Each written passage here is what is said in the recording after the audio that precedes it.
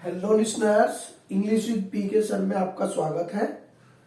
आज हम अपना यूट्यूब का जो नया टॉपिक है वो है has to, have to, had to, will have to और शैल हैव टू के बारे में अध्ययन करेंगे। जैसे कि हमने आपको इससे पिछली वीडियो में कुछ बताया था कि be plus to plus infinitive, अर्थात मैंने आपको इससे पहले वाली वीडियो में be plus to plus verb first के बारे में समझाया था। अब हम has to, had to, will have to और शैल हैव टू के बारे में अध्ययन करेंगे। तो सबसे पहले हमने कहा कि two plus have plus infinitive, तो टू प्लस हैव के बाद इंफिनिटिव। इंफिनिटिव का मतलब होता है टू प्लस वर्ब। हिंदी में अगर हम बात करें इंफिनिटिव में, हिंदी में हमेशा ना की आवाज आती है, ना, नी, ने। नानी ने जब हिंदी में आएगा तब हम इंफिनिटिव में टू प्लस वर्ब का प्रयोग करेंगे। तो हम इनका प्रयोग कहां कहां करते हैं वो हम देखते हैं कि कंपल्जन, कंपल्जन का मतलब होता है मजबूरी, और नेसेसिटी, अर्थात कंपल्जन और नेसेसिटी के लिए हम has to, have to, had to, will have to और शैल हैव टू का अध्ययन करते हैं या शैल हैव टू का प्रयोग करते हैं।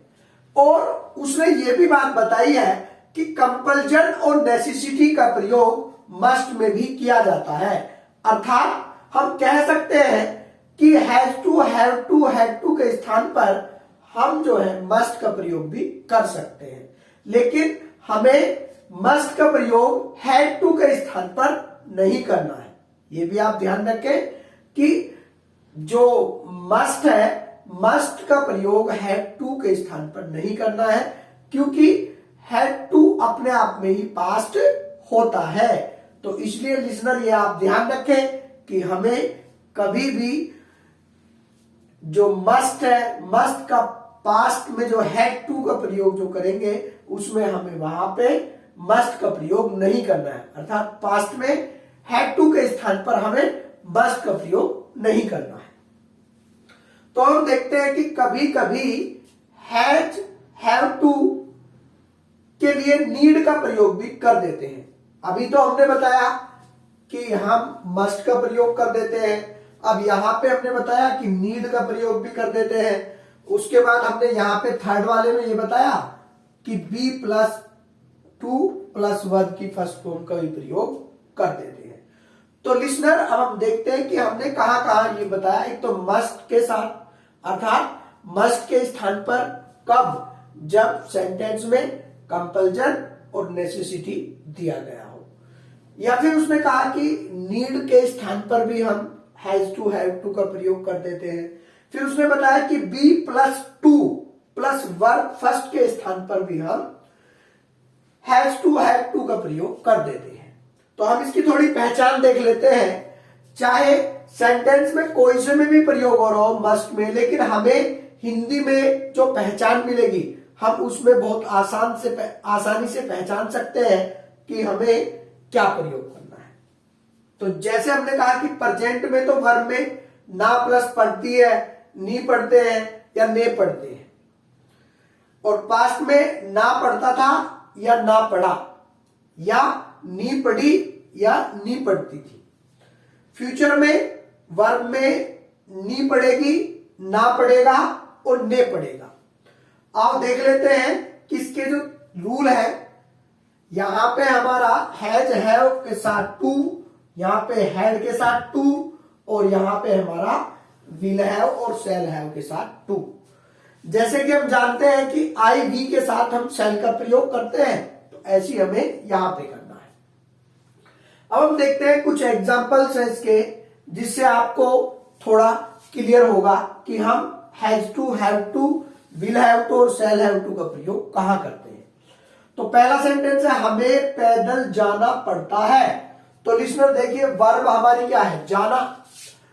यहां पे हमारी वर्ब क्या है, जाना, और जाना के बाद पढ़ता है। तो देखिए वर्ब में ना नी ने प्लस पढ़ता है आ रहा है। यहां पे छोड़ना, पढ़ा, वर्ब यहां पे क्या है, ना, छोड़ना, छोड़ने में ना की आवाज है, उसके बाद पढ़ा, उसके बाद यहां पे जाना, और जाना में पड़ेगा। तो आप देख सकते हैं जो यहां पे आपको अभी पहचान बताई गई है उसके अकॉर्डिंग ये हमारे हैं। तो हमने कहा कि वी हैव टू, तो यहां पे हमें कहना है क्या, we have to go on food. तो हमने यहां पे देखा कि ये हमारा प्रेजेंट को शो कर रहा है, तो हमारा बहुवचन है, तो हमें यहां पे हैव टू का प्रयोग करना पड़ेगा। नेक्स्ट है हमारा अंग्रेजों को भारत छोड़ना पड़ा। तो वर्ब यहां पे छोड़ना है, और पड़ा पास्ट को इंडिकेट कर रहा है, जैसे कि हमने यहां भी आपको बताया था कि पड़ा आएगा। तो यहां पे देखिए वर्ब के अंत में ना, फिर यहां पे पड़ा। तो the English had to quit India. उसके बाद आकाश को वहां जाना ही पड़ेगा। तो लिसनर देखिए पहले वाला प्रेजेंट में था, सेकंड वाला पास्ट में, और थर्ड वाला फ्यूचर में। तो देखिए यहां पे वर्ब में जाना में ना आया है, और फिर पड़ेगा। तो यहां पे हमने देखा कि Akash will have to go there. तो लिसनर अब हमारा जो यहां से वाक्य चला है ये नेगेटिव वाक्य है। तो नेगेटिव वाक्य में हमने कहा मुझे अब उससे नहीं मिलना पड़ता है। एक बार फिर देखते हैं इसकी हिंदी, मुझे अब उससे नहीं मिलना पड़ता है। तो ये हमारा नेगेटिव है, और नेगेटिव भी किस में है, प्रेजेंट में। तो उसने कहा है कि या तो आप यहां पे आई हैव नोट टू।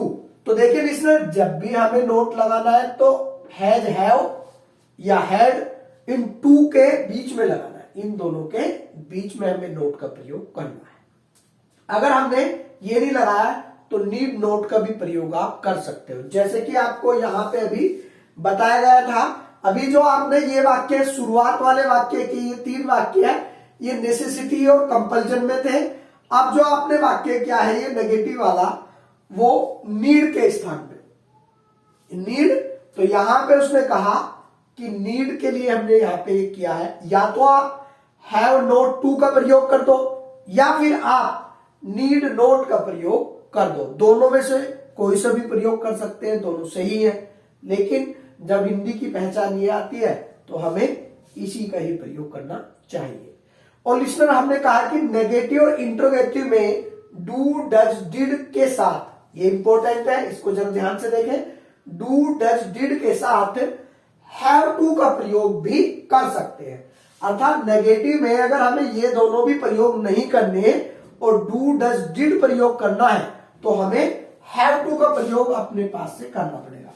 जैसे हमने इसी वाक्य को यहां पर ट्रांसलेट किया है, तो हमने कहा I don't have to meet him now.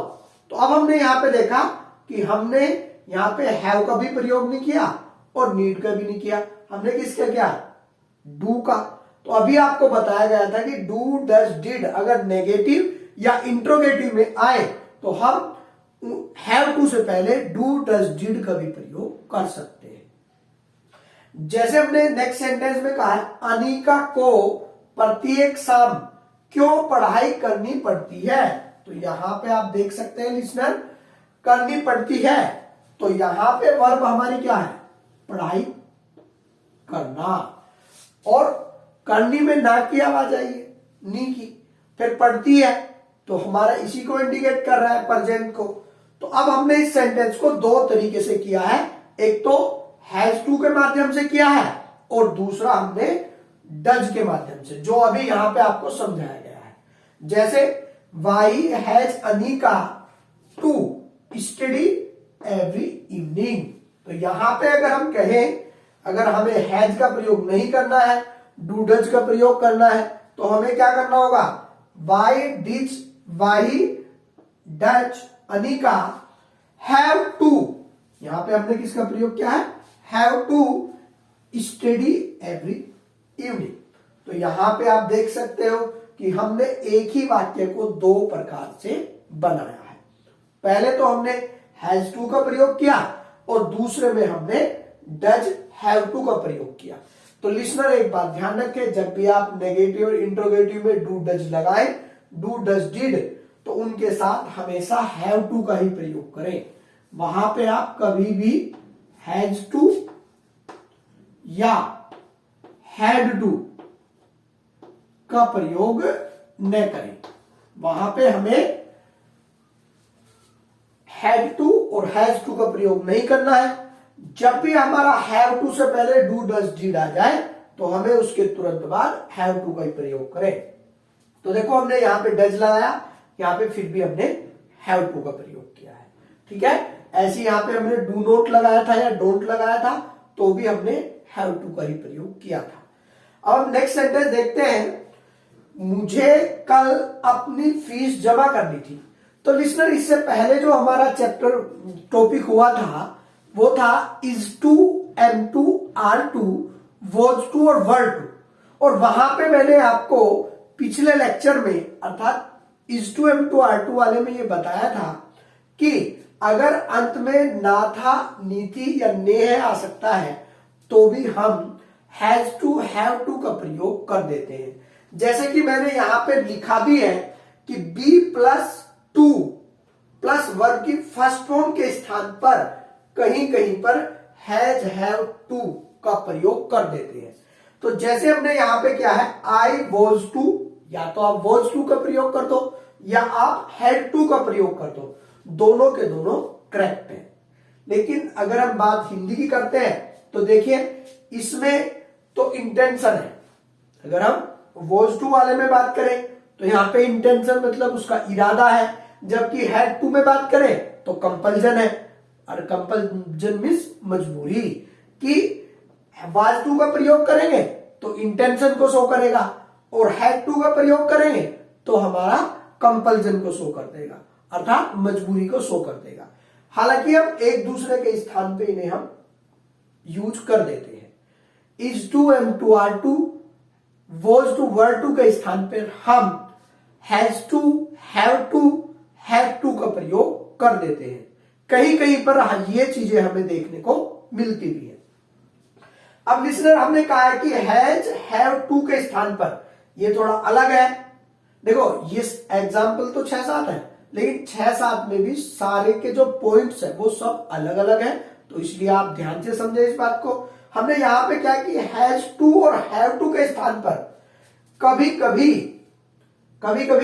Has, have, got to, और यहां पे लिखा भी है ओनली प्रेजेंट, अर्थात हैज टू और हैव टू के स्थान पर हम केवल प्रेजेंट में क्या यूज करेंगे, हैज या हैव, और उसके बाद गोट टू।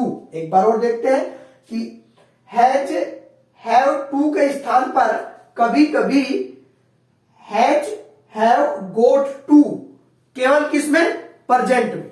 जैसे हमने यहां पे लिखा है मेरे पिता को ये गोलियां लेनी पड़ती है, तो लेनी पड़ती है, तो अब हमने या तो हम इसे ऐसे कहें कि my father has to take these pills, ये भी ठीक है हमारा। हम देखते हैं कि my father has got to, तो लिसनर देखिए यहां पे हमने यहां पे गोट नहीं लगाया, गोट लगा के भी हम केवल प्रेजेंट में, ये भी ध्यान रखें, अगर आपको गोट का प्रयोग करना है मजबूरी वाले उसमें तो केवल प्रेजेंट में करें, हमें ये पास्ट में प्रयोग नहीं करना है। तो देख लेते हैं इसे एक बार और देख लेते हैं कि मेरे पिता को ये गोलियां लेनी पड़ती है, तो my father has to take these pills, या तो आप हैज टू से उसको कर दें या my father has got to take these pills. तो यहां पे हमने गोट का प्रयोग किया है, और लिसनर अभी आपको ये बताया भी है कि हमें गोट का प्रयोग केवल प्रेजेंट में ही करना है, पास्ट में बिल्कुल नहीं करना है। तो आज का ये हमारा टॉपिक समाप्त हुआ, और अब हम आपको नेक्स्ट वीडियो में मिलेंगे नेक्स्ट टॉपिक के साथ। तो तब तक के लिए नमस्कार।